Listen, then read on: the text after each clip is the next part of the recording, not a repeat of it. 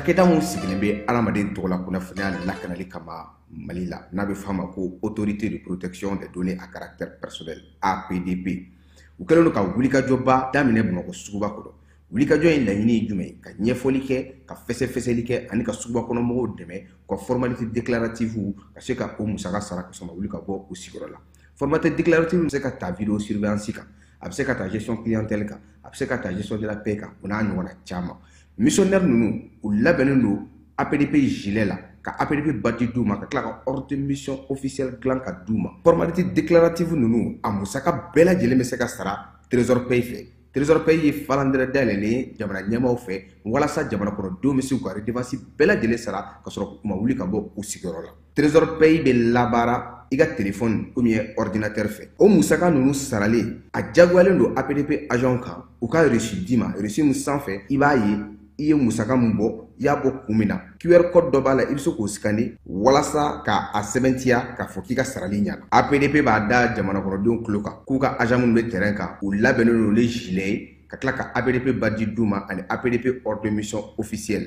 Nin wulikajɔ in fɛ APDP bɛ ka service gɛrɛ jamana kɔnɔdenw na walasa adamaden tɔgɔ la kunnafoniya lakanali bɛ don ba la an ka jamana kɔnɔ.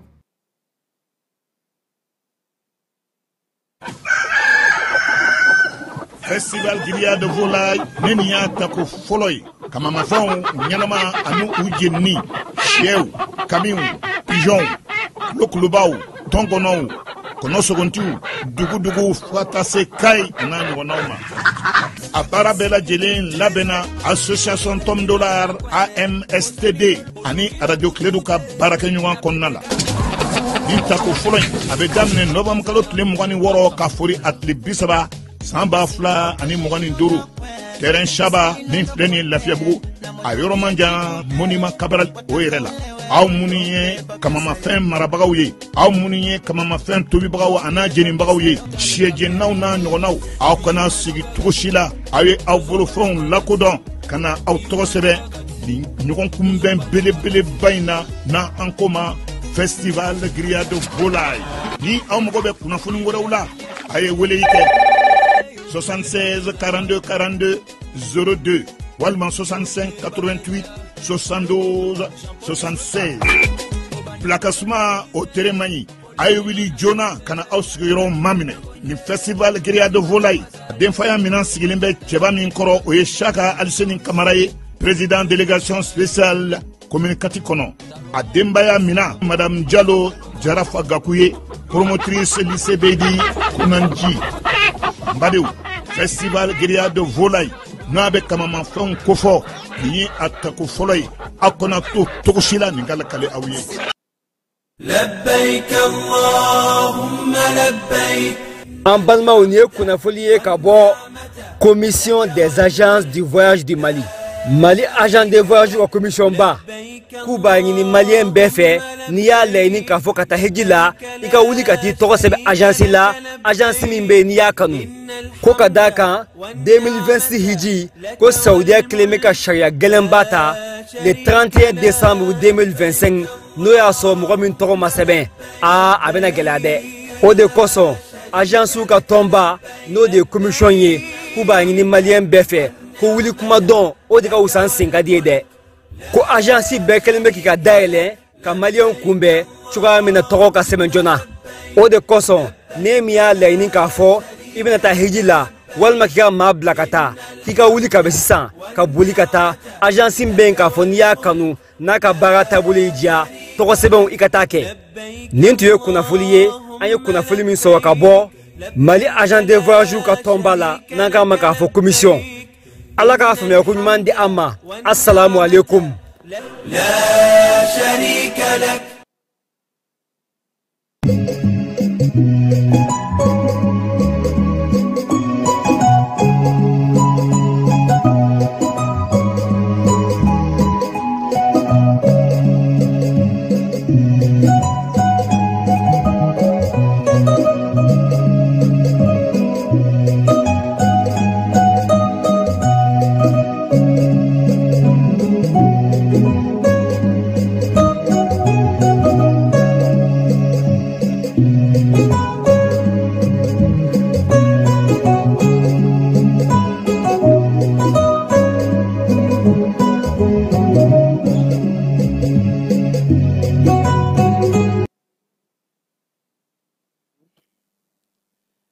foli ni tantoli ame oda au klokan ni sangana au munu sokoleno ana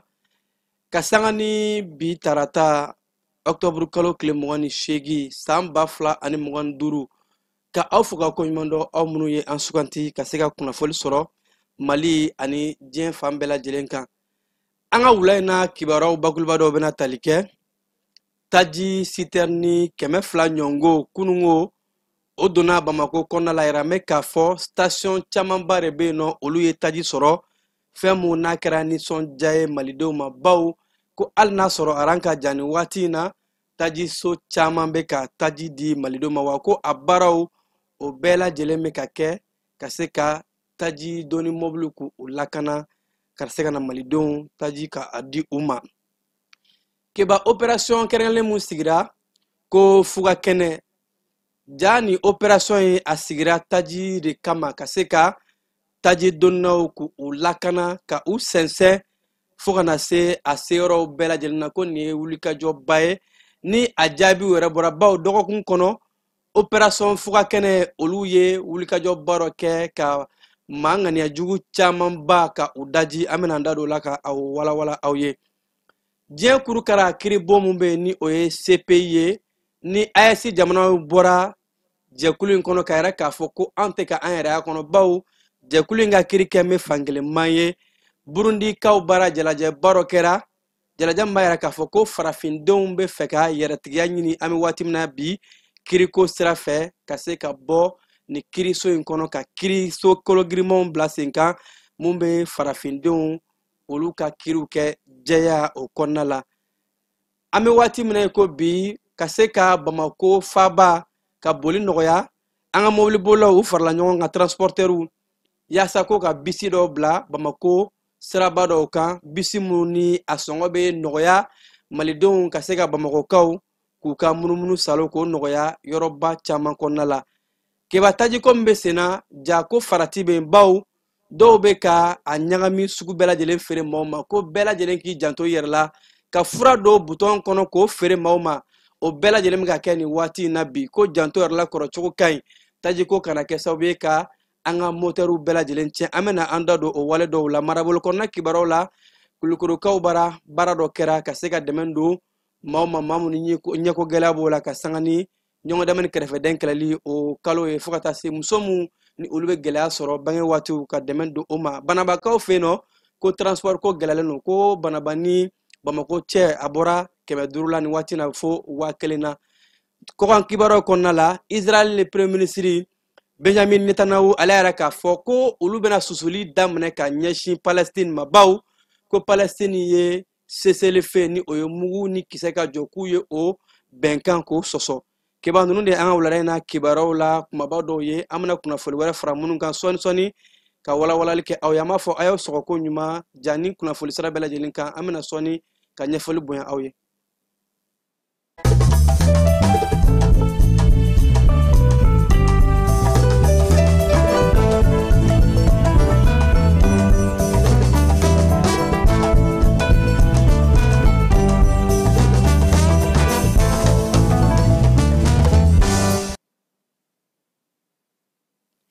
an bɛ foli kurakura ka di aw ma aw minnu y'an suganti ka se ka kunnafoni sɔrɔ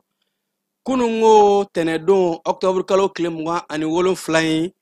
Bamakokaw ani fo ka taa se maliden bɛɛ lajɛlen ye kibaruya sɔrɔ k'a fɔ ko taji mobili 200 ɲɔngo o donna mun n'a kɛra nisɔndiya ye baw maaw olu mɛnna makɔnɔli la ka se ka taji sɔrɔ ka taa magoɲɛciw kɛ ni maa caman ka bolimafɛnw kun jɔlen don maaw ye nin taji citerni ninnu ka u kunbɛn ni nisɔndiya ye k'a daminɛ kunungo fo ka taa se bi ma yɛrɛ mɛ k'a fɔ ko taji station caman bɛ yen nɔ olu bɛ ka taji di maaw ma maaw bɛ ka taji sɔrɔ hali n'a sɔrɔ aran kundalaw ka jan nka nin waati in na station camanba olu ye taji sɔrɔ a yɛrɛ la k'a fɔ ko maliden minnu bɛ yen nɔ ni olu bɛ yɛrɛminɛ na ko résilience n'u bɛ ka wulikajɔ bɛɛ lajɛlen kɛ ka jamana ɲɛmaw k'u kɔkɔrɔma don an bɛ waati gɛlɛn mun na bawo ko waati in ye kuma ye ni an bɔra o kɔnɔ an bɛ taa nɔgɔya waatiw de la malidenw bɛ ka o mun faamu bi ni ka u yɛrɛ minɛ ka jɔ u kolo la ka fasoden ɲumanya k'o bila fɛn bɛɛ lajɛlen sanfɛ a yɛrɛ mɛ k'a fɔ bibi ko ina tare malidenw bɛ ka o fɔ baw taji a bɛ ka feere Bamako station fan caman na ba ɲuman bolo ni a kini bolo fan caman kɔnɔna la bi ko taji a bɛ ka feere ɛrɛlen don k'a fɔ ko malidenw ka munumunu salo ani fo ka taa se juguw ye fɛlɛ jugu min bila sen kan ni o ye jafara wale tigilamaw ye yaasa ka se ka an ka sɔrɔdaw ka dadigi ko la kosɛbɛ ko o wulikajɔw bɛ ka kunbɛn an ka jamana fintigilakaw fɛ taji ninnu ka bɔ u donyɔrɔ la fo ka se Bamako kɔnɔ walima u kan ka taa se yɔrɔ laban minnu na an ka cɛfini ta baw duguma kɛlɛcɛw ani sanfɛ kɛlɛcɛw olu bɛ ka taji mɔbiliw ka u lakana ka maa ŋaniya jugu bamaciya wale ni juguya kɛwale tigilama ninnu ka u susu ka bɔnɛ sɔri u la yaasa maliden bɛ se ka lafiya sɔrɔ cogo min na kiba yɛrɛ mɛ k'a fɔ ko opération kɛrɛnkɛrɛnnen de sigilen don ni baara in kama bɛɛ lajɛlen ye k'a fɔ dɔgɔkun tɛmɛnen conseil des ministres la an ka garde nationale olu ka ɲɛmaaba mun bɛ ni o ye général Famuke Kamara ye ko opération kɛrɛnkɛrɛnnen dira a ma n'u y'a wele ko fugakɛnɛ ja fugakɛnɛ in a bilalen don kɛrɛnkɛrɛnnen la an bɛ waati gɛlɛn mun kɔnɔ ka se ka taji donnaw ka olu de lakana dɔgɔkun kɔnɔna la fugakɛnɛ a ye baara mun kɛ a ma dogo maa si la u ye wulikajɔ baden kɛ Sikaso ani Bamako dancɛw la kɛrɛnkɛrɛnnen la Kɔlɔnjɛba maraw la kɛnɛ mun kan n'u ye susuli ani bɔnɔ camanba ka a sɔri maa ŋaniya jugu ninnu kɔnɔ maa minnu ni u bɛ k'a laɲini ko u b'an ka siraw tigɛ opération fugakɛnɛ ko a daminɛ kɛra sewa ye baw cɛfini tabaw ko u ka opération in u kɛn bɛ ka u kologiriya ka minɛnw di u ma ka renseignement k'u fanga bonya yaasa u ka munumunu salo u bɛ mun kɛ tu kɔnɔnaw la ka se ka don fo tu kɔnɔnaw la ka taa maa ninnu ka u labɔ u bɛ yɔrɔ yɔrɔ ka u so ci u bɛ k'a fɔ k'u bɛna gɛrɛntɛ mun da malidenw kan yaasa ka se ka malidenw lafiya opération fugakɛnɛ a ye wulikajɔ mun kɛ a ye jaabi minnu bɔ ko o jaabi dɔw de kɛra nin waati in na ni taji doni mɔbiliw u sera u seyɔrɔ la ka sɔrɔ foyi ma u sɔrɔ u sera bɛn ani basigi kɔnɔna la wa o wulikajɔ bɛ ka bonya halisa ni kɛlɛbolo kɛrɛnkɛrɛnnen fɛ yaasa ka se ka jafara wale tigilama ninnu bamaciya wale ni juguya tigilama ninnu ka u so ci ka se ka malidenw ka u lafiya keba an bɛ taa CPI o ka bolo kan diɲɛ kurukara kiribon mun ni olu ka caw ɲɛsin bɛ kiribon ma kiribonba ja olu ka baaraw k'a bɛ ka kɛ gɛlɛya ka ɲɛsin farafina jamanaw ma farafina jamanaw bɛ ka u yɛrɛ ta misalaba ko Burundi o de y'o di farafina jamana bɛɛ lajɛlen ma ko Burundikaw olu kun bɔra CPI kɔnɔna la kabi 2017 kumaw la baw ko u kun ɲɛ b'a la k'a fɔ jɛkulu in bɛ ka kɛ kiriso ye kiriso mun ni a bɛ ɲɛsin setan jamanaw de ma kosɛbɛ setigi jamanaw olu ka mɔgɔw mana ko kɛ a bɛ taa kiri u yɛrɛ ka jamana kɔnɔna la nka maa minnu bɛ yen nɔ ni o ye setanw ye ha ka ja kɛrɛnkɛrɛnnenya ko farafina jamanaw ko a tun bɛ ka ɲɛsin o de ma ka sanga ni octobre kalo tile 27 de ye 2017 kɔnɔna la Burundikaw olu bɔra CPI kɔnɔna la octobre kalo tile 27 kunungo o kun ye a san 8nan ye Burundikaw ka bɔ jɛkulu in kɔnɔ u ye o san 8nan ka a laɲɛnɛmaya kɛnɛ mun n'a kɛra yɔrɔ ye ka se ka hakili falen kɛ ko farafina bɛ gun mun kan bi a ka kan farafindenw k'an bolo de ɲɔgɔn ma yaasa an ka se ka kɛ an yɛrɛ ta ye kiriko bunakun kan kiriba mun ni u bɛ kɛ an ka jamana kɔnɔ juguya wale ninnu ani fo ka taa se a kiriw ka tigɛ farafina gun yɛrɛ kan nɔ ko Burundikaw bara kuma bolila o de kan kosɛbɛ ka sanga kɛnɛ mun kɔnɔ ni farafina jamana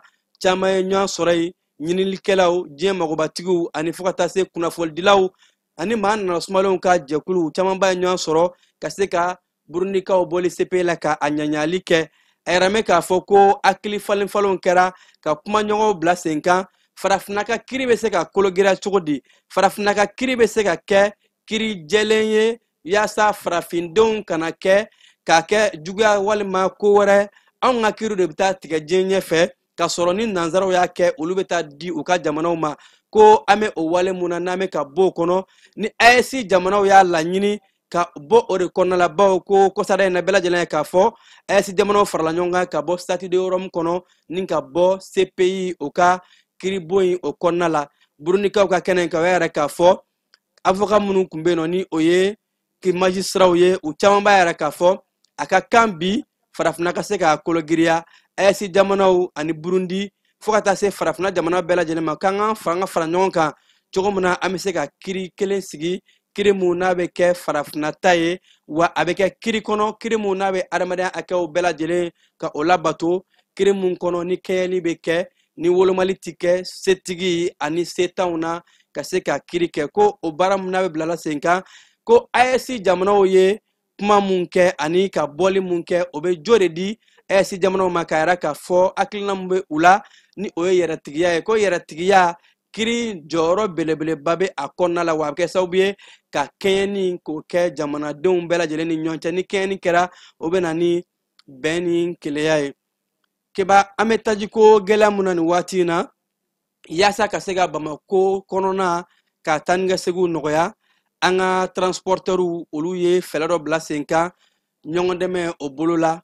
a yɛrɛ mɛ k'a fɔ an ka minisiriso min ka ca o ɲɛsin bɛ bolimafɛnko ma ale y'a yɛrɛ k'a fɔ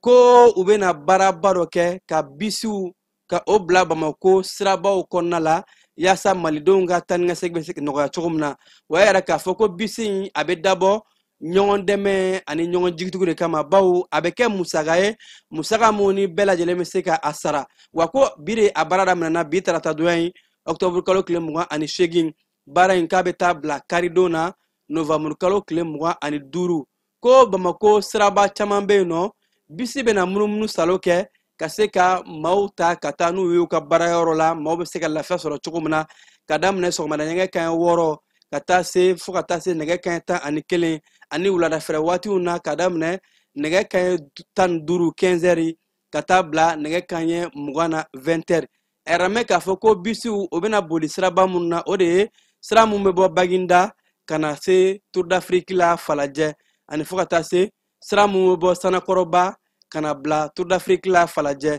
fo ka taa se fɛnɛ sira mun ni o bɛ bɔ aéroport la ka taa bila place OMVS ni o ye boulevard l'Indépendance gidɔrɔnba camancɛla ye o yɔrɔ in na ani fo ka taa se sira min bɛ bɔ Moribabugukaw fɛ yen nɔ ka taa se Gabriel Touré o rond-point na sira mun n'o bɛ bɔ Kati pɔsikɔrɔ la ka taa bila Bamako Carrefour des Jeunes na sira mun ni o bɛ bɔ Samaya ka taa bila boulevard de l'Indépendance o gidɔrɔnba kɛrɛfɛ ani fo ka taa se sira min bɛ bɔ Samakɔ ka taa bila boulevard de l'Indépendance o gidɔrɔnba kɛrɛfɛ ko nin sira belebeleba ninnu olu de baaraw bɛna daminɛ a daminɛna ka sanga ni bi tarata donya de ye wa ko mobilibatigiw ani fo ka taa se minisiriso ni ye olu ka hakilina ye yaasa nin waatinin kɔnɔ yanni novembre kalo tile 2 cɛ Bamakɔkaw bɛ se k'u ka munumunu salow kɛ waati minnu fɔra ka daminɛ 6 heures ani 11 heures ani fo ka taa se wula fɛ 15 heures ani 20 heures maaw k'u hakili to o waatiw la ani siraba minnu fɔra ni a siraw bɛɛ lajɛlen lakodɔnnen don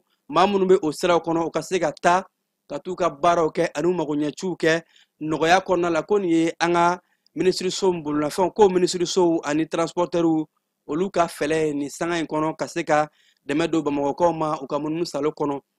keba an bɛ tajiko gɛlɛya mun na ja dɔw fana kɛn bɛ k'o kɛ business ye a yɛrɛ k'a fɔ ko Bamako kɔnɔna la bi ko maaw k'u janto u yɛrɛ la bawo bamananw k'u janto u yɛrɛ la kɔrɔcogo ka ɲi ja tajiko gɛlɛya kɔnɔna la butɔn maa minnu bɛ taji san o kɔnɔna la ko dɔw kɛn bɛ ka fɛn sugu bɛɛ lajɛlen k'a don butɔn kɔnɔ k'o feere maaw ma ka tila k'a feere sɔngɔ gɛlɛn yɛrɛ la keba a yɛrɛ k'a fɔ 20 litres butɔn kɔnɔna la dɔw bɛ taji ta k'a ɲagami ka fɛn wɛrɛw fara a kan ko dɔ ta kɛra yɛrɛ taji ma ɲagami yɛrɛ dɛ ale ye farafin fura ka o de don 20 litres butɔn kɔnɔ k'o feere maaw ma 20 litres butɔn wa mun n'a bɛ feere dakɔrɔlen mun na station na a man ka tɛmɛ 4 ni ɲɔngow kan walima 3 ni 800 yɛrɛ dɔrɔn ko dɔw bɛ taa a feere fo 10 ni kɔ ka kangaliba ani fo ka taa se fɛn sugu bɛɛ lajɛlen minnu ni u ni taji yɛrɛ tɛ fankelen fɛ u b'a lajɛ dɔrɔn fɛn minnu ni u couleur ni taji ka surun ɲɔgɔn na ka o don butɔn kɔnɔ k'a feere maaw ma bɛɛ lajɛlen awjalen don bɛɛ pressé don u b'a dɔn k'a fɔ nin waati in na maaw mago gɛlɛn bɛ taji la dɔw bɛ dila ɲagami a la ani fɛn modèle bɛɛ lajɛlen ko sɛgɛsɛgɛliw de kɔnɔ a yɛrɛ mɛ k'a fɔ marché noir in na ko dɔ taara ka taa farafin fura de don butɔn kɔnɔ k'o feere maaw ma a mun ni bɛɛ lajɛlen b'a dɔn k'a fɔ nin taji ɲagaminen ninnu a bɛ maaw ka moteur mafɛnw ka u tiɲɛ k'u mago sa wa maaw bɛna taa wari min don u ka moteurw la nin kɔfɛ k'a fanga bon kosɛbɛ o de la an bɛ waati min na ko bi k'a ka kan bɛɛ k'i janto i yɛrɛ la ni ala ma ɲɛ k'a bɛ tajiw san butɔn kɔnɔ k'a sɛgɛsɛgɛ ka ɲɛ wa maa minnu bɛ yen ni olu bɛ ka nin baara jugu na ɲɔngo kɛ ko bɛɛ lajɛlen ka u kofɔ ni maa minnu minɛna nin wale ninnu na komisariya mun bɛ ni o ye polisiso min ka surun an na ko ka wele bila u ma joona yaasa u bɛ se ka na se nin maa kofɔli ma maa minnu ni malidenw ka gɛlɛya kɔnɔ u bɛ fɛ ka u profite ka se k'a kɛ nafolo sɔrɔ maaw kɔ kan an bɛ waati min na ko bi a ka kan bɛɛ ka i janto i yɛrɛ la baw maa jugu olu bɛ ka don an senkɔrɔ ka tajiko gɛlɛyaw maa minnu ni hinɛ t'u dusukun na ka profitew fɛ ka maaw gosi ko o walew kɛ bamakɔ kɔnɔ la bi kiba ko a ka kan bɛɛ k'i janto i yɛrɛ la an ka marabolo kɔnɔ kibaruya kɔnɔ kiba banabakaw fɛ yen a yɛrɛ n'o k'a fɔ ko transport gɛlɛyara ka bɔ banaba kana bamako 200 500 de kun don ko nka bi a taa bɛ fɔ 1000 na transporteur ni o ye mobilibagaw ye olu kɛn bɛ ka yɛrɛ ka sabu ye ko ka se ka transport ka a gɛlɛya ko wa a gɛlɛya a bɛ ka se mobilibolibagaw ma kulukorokaw bara ɲɔgɔn dɛmɛ ni kɛrɛfɛdɛn kɛlɛli kalo la maa 100 ani maa 60 hakɛ o ye olu de ka ɲɛ opereli kɛ ɲɛko gɛlɛya mun ni a ka ca kosɛbɛ maakɔrɔw la baara in kɛra kulukorokaw ka kɛnɛyasoba CSRF kɔnɔ ka se ka ni maa ninnu ka dɛmɛ ta ka don u ma fufalaki ka sanga ni ɲɔgɔn dɛmɛ ani kɛrɛfɛdɛn kɛlɛli kalo ye baara ye a bɛɛ lajɛlen kɛra ONG jɛkulu dɔw fɛ yaasa ka se ka dɛmɛ don ɲɔgɔn ma tomiyakaw bara musow olu bɛ ka fara ɲɔgɔn kan tiga o baaraw bannen tiga bɔnnen tiga baara ka se ka fara ɲɔgɔn kan yaasa ka se ka tiga wɔrɔw kɛ yɛrɛ bɛ k'a fɔ an ka togodaw la o ɲɔgɔn dɛmɛ ni ɲɔgɔn jigitigiw baara min bɛ kɛ maaw fɛ an bɛɛ lajɛlen bɛ an bolo don ɲɔgɔn fɛ ka se ka baaraw kɛ ko o ye o baaraw daminɛ ka se ka tigaw wɔrɔ yaasa tiga bɛ taa feere cogo min na tiga sɛnɛw kɔfɛ ka se ka tiga jaabiw ɲumanw sɔrɔ ka nafolo sɔrɔ a la an sɔngɔkaw bara u y'a yira k'a fɔ ko kuranko an bɛ waati min na ko bi ko tare bawo ko an sɔngɔkaw bɛ ka heure 16 k'o sɔrɔ kuran na ko o mun n'o kun famana ka kɛ nin waati in na an sɔngɔkaw u y'u ka nisɔndiya yira bawo ko nin sanga in na kuran bɛ ka sɔrɔ heure 16 wa ko taji fana bɛ ka sɔrɔ an sɔngɔkaw bara hali n'a sɔrɔ k'a litiri bɛ ka feere 170 180 nka ko nin waati in na an sɔngɔkaw u bɛ ka kuran sɔrɔ u bɛ ka taji sɔrɔ ko o nisɔndiya o bɛ u la kulukorokaw bara musolaka minnu bɛ yen ni olu bɛ gɛlɛya sɔrɔ bange waatiw la dɛmɛ tara ka don olu ma muso 15 ɲɔngo olu ka sɛgɛsɛgɛli n'u ka furakɛliw kɛra fufalaki ka sanga ni ɲɔgɔn dɛmɛ ani kɛrɛfɛdɛn kɛlɛli kalo octobre kalo baaraw ye baara mun ni a musaka bɔra diɲɛsegin naani tɔnba Nations Unies olu ka cɛkɛda mun bɛ yen n'u b'a wele ko Fonds des Nations Unies pour la population yaasa ka se ka dɛmɛ don ni musolaka ninnu ma minnu bɛ gɛlɛya sɔrɔ bangeko waatiw kiba an bɛ taa fan fɛ ka fiɲɛ bɔ an senkɔrɔ ka sɔrɔ ka don an ka kɔkan kibaruw kɔnɔna la. Dugutigi ni wari dafara e passe d'a kan ka sira di ne ma. Sunkalo e kunkolo a tɛ yen dugu wari ko o d'i ma fo dugu ani dugu dun wari t'a de. o kɔni kuma t'a la sa e ka sama mɔnɛ to yen i yɛrɛ ta. Sita Sidi ka numéro filɛ nin wari ci.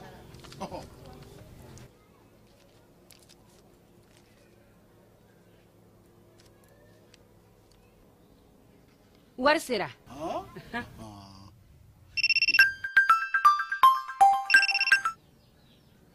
Allo i ye wari sɔrɔ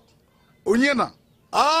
tiɲɛ yɛrɛ la ko ni sama bɛ maa min ɲɛ ko n komi t'i gosi. Ngonga. sama mɔnɛ i yɛrɛ ta a sɔngɔ ka nɔgɔn ni mali wari ci sira bɛɛ ye depo ye fu ye wari bɛ ci fu ni application ye wa bɔsara ye musaka fitinin ye sama mɔnɛ ji ni kuran bɛ sara n'a ye krediw bɛ ta n'a ye sanni feere bɛ kɛ n'a ye sama mɔnɛ nin y'anw maliyɛnw ta ye a y'a si filɛ ka nkalon bɔnda. an ka bi kɔkan kibaruw kɔnɔna la madame ne kɔrɔvarikaw bara jamanakuntigisigi kalata mun n'a kɛra octobre kalo tile 25 jaabi kunfɔlɔw y'a yira k'a fɔ ko jamanakuntigi mun bɛ nin waati na Alassane Dramane Ouattara ale ye seba sɔrɔ tagɛ kolon kɔnɔ 100 sara la k'a ye buruburu 89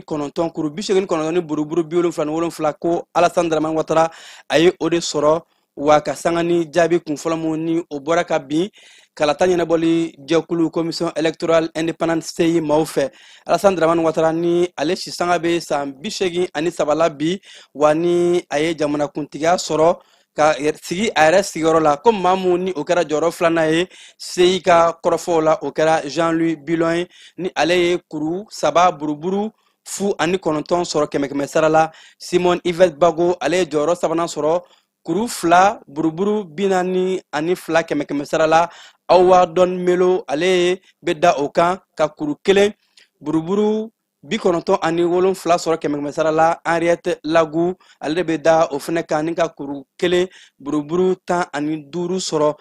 Karata ɲɛnabɔli jɛkulu olu yɛrɛ k'a fɔ ko maa minnu ni olu bɔra ka taa karata kɔrɔba jamana kɔnɔ kɛmɛ sara la maa 50 ani buruburu 10 ko olu de taara kala ta 50,10%. Ni waati in na jaabi minnu bɔra o ye commission électorale indépendante olu ka jaabi kun fɔlɔw ye nka ko a tɔ tora fɛn min ye conseil constitutionnel olu ka sɔrɔ ka tile 7 de bɛ d'u ma u ka jateminɛliw kɛ kosɛbɛ k'a lajɛ ni ka sɔrɔ ka jaabi labanw bɔ ka a bin. Senegali jamana kɔnɔna la wasaden dɔ bɛ yen nɔ ni ale ye Guy Marius Sagna ale de kun bɔra k'a laɲini ko ka se ka jamanakuntigi kɔrɔ Macky Sall ko ka a wele kiri la bawo k'a ye janfa ta ka ɲɛsin jamana ma ko haute trahison ka sangani ni wasaden in ka welelikanw ye. Wasabulon kɔnɔ a ka welelikan in a ma se ka tɛmɛ bawo ko a ka procédure ko a tɛ wasabulon sariyaw ani fo ka taa se jamana sariyaw k'u labato. O de la a ye laɲini mun kɛ k'a fɔ ko ka nɔminɛli ta ka da jamanakuntigi kɔrɔ kan ko a laɲini ma se ka tɛmɛ nka maa in k'a yɛrɛ k'a fɔ ale tɛna a ka wulikajɔw dabila k'a bɛna fɛɛrɛ wɛrɛw kɛ ko yaasa ka se ka jamanakuntigi kɔrɔ ka a wele kiri la. Madagascar bara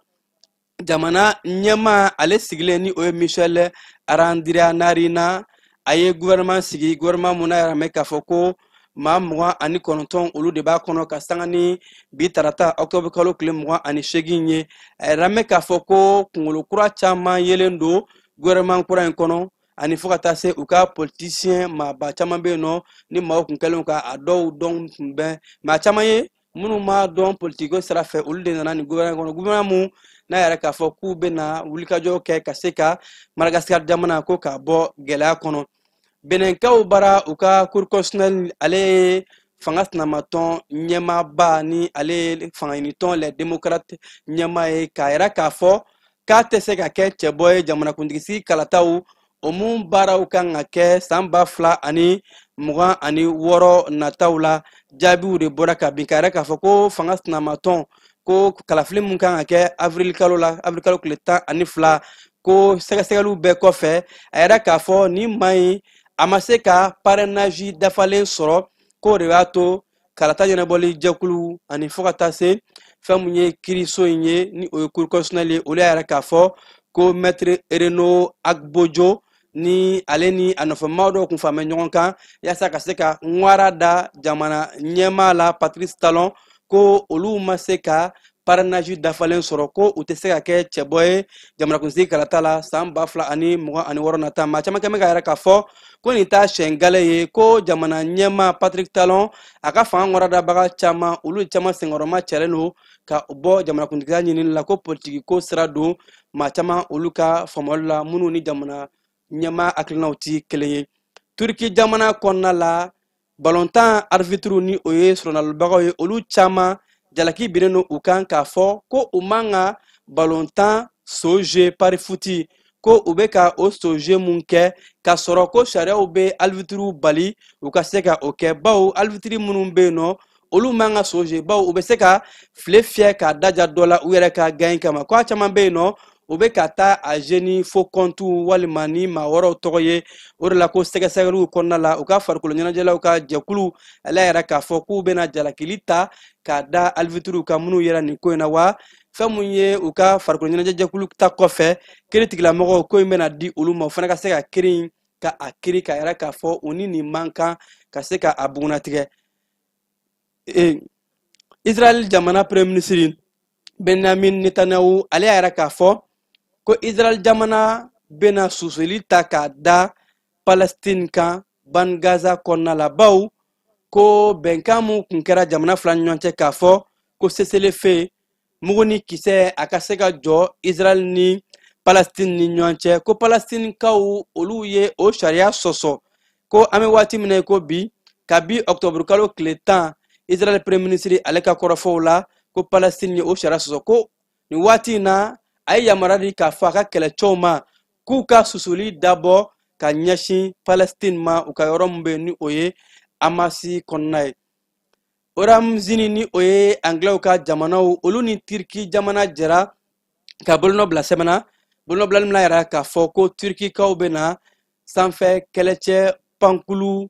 caman ka o di Angleterre jamana ma sanfɛ pankulu mun bɛ yen nɔ ni a bɛ taa fo 20 hakɛ la n'u b'a wele ko Eurofighter ko nin ye pankulu belebelebaw ye wa u ka kɛlɛ fanga ka bon kosɛbɛ o de kɛra Turki jamana premier ministre ani fo ka taa se Angleterre jamana premier ministre ani Turki jamana ɲɛma olu ka ɲɔgɔn ye kɔnɔna la bɛɛ yɛrɛ k'a fɔ ko bɛnkan mun sɔrɔla a musaka bɛ t'i jɔ fo Anglais ka wari livre miliyari 8 ɲɔgɔnna na ni o ye euro wari miliyari 9 ni buruburu 2 ye ko nin ye jɛɲɔgɔnya belebeleba ye Angleterre jamana ani Turki ɲɔgɔn cɛ kɛlɛkɛminɛn ko bunakun kan wa ko baaraw bɛɛ lajɛlen ma kɛ ko nin bɛ kɛ sababu ye ka se ka maa 2000 ɲɔngo maa 20,000 ka olu ka baara tanya ka a kɛlɛ Angleterre jamana kɔnɔ kɔrɔfɔ in dayɛlɛmara Anglais ka premier ministre fɛ ni ka yɛrɛ k'a fɔ ko nin bɛ Anglais o ni Turki jamana u ka jɔɲɔgɔnya ka kologiriya kɛlɛkɛminɛn ko ani lakana ko sira fɛ wa ko wulikajɔw bɛ ka kɛ yaasa minɛn minnu ni u y'a commandé ka se ka a caman bila ka taa yanni san 20,000 san 2030 cɛ. Colombie jamana kɔnɔna la u ka cɛbɔ mun bɛ yen nɔ ni ale fagara k'a to yɛrɛmangutu baaraw la ni o ye Miguel Uribe arrêté aramɛ k'a fɔ ko tentative dɔ de kun kɛra ni o ye attentat ye ka taa mugujugu don jama la ka a to yɛrɛmangutu baaraw la polisilakaw olu ka sɛgɛsɛgɛli kɔnɔ ka sanga ni tɛnɛdɔnya ye ko u ye tɛgɛ da maa kan maa mun ni jalaki binnen la k'a fɔ ale nɔ de yera ni mugujugu in o bilali la n'o kɛra sababu ye ka se ka nin cɛbɔ in ka a bɔnɛ ani na aramɛ k'a fɔ nin waati in na ko sɛgɛsɛgɛliw bɛ ka kɛ mɔgɔ fɛn fɛn bɛ yen nɔ ni olu nɔ yera ni attentat wale in na ka ɲɛsin cɛbɔ in ma ni o ye Simone Perez Morkin ye ko wulikajɔw bɛɛ lajɛlen kɛra Simone Perez ale de kɛra siganama ye ni a jalaki binnen a kan k'a fɔ maa minnu ni olu ye attentat in ka a labɛn ko a tun bɛ u kɔkɔrɔ walima maa min y'a baara kɛ an'u bɛ ɲɔgɔn kalama ko mun n'a kɛra ka sanga ni juin kalo tile 7 tɛmɛnen ye août kalo la ko ni maa kofɔlɔ in ni o ye fanga ɲinibaa in ye politicien in ale ka tanyani ko a tɛna to ten kiiri tigilamɔgɔw wulikajɔw bɛ ka kɛ yaasa ka se ka ko in k'a kiiri tigɛ maa minnu ni olu bɛna ye a kɔnɔ u ni ɲangili bere min ka kan ka se ka o daw kan kibaru ne bɛ dan siri an ka wulada in na kibaruw la mun sera ka fara ɲɔgɔn kan k'a lase aw ma aw minnu kun sɔgɔlen don an na an b'a fɔ ka ko ɲuman k'a fɔ an ni ce jani sugantili la ka se ka kunnafoli sɔrɔ jaw tun bɛ ka yɛrɛ aw la a balimakɛ Keba Jalo fɛ a k'an bɛn waati wɛrɛ.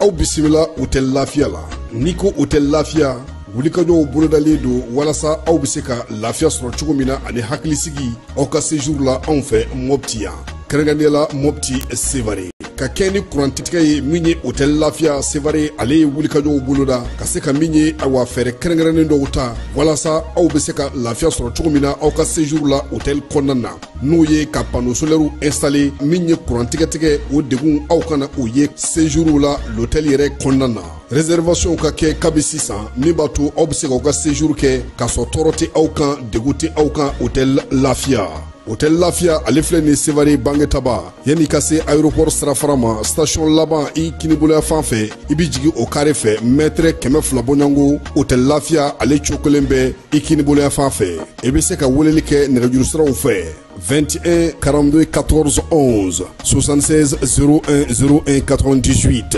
66 78 72 04 Hôtel Lafiya référence do.